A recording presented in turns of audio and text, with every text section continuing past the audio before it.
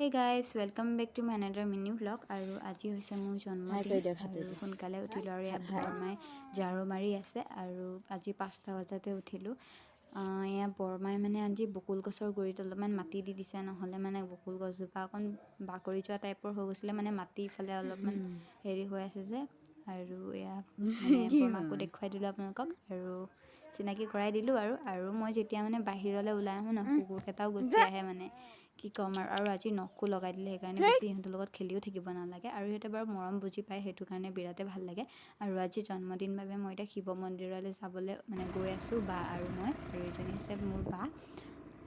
আৰু এয়া শিৱ মন্দিৰ আহি পাই গ'লোঁ আৰু ৰাতিপুৱাৰ পৰিৱেশটো কিবা এটাই ভাল লাগে, শিৱ মন্দিৰ তাতে কিবা এটা ভাল লাগে। আৰু বায়ে মোক অলপমান ভিডিঅ' কৰি দিলে, যিহেতুকে শিৱ মন্দিৰত আহিছোঁ, তাতে মোৰ আজি বাৰ্থডে, আজি চবেই মোক মৰম কৰিছে দেই। আৰু ভিডিঅ' কৰি দিলে, আপোনালোককো অকণমান শ্বেয়াৰ কৰিলোঁ আৰু আপোনালোকে আশীৰ্বাদ কৰিব যাতে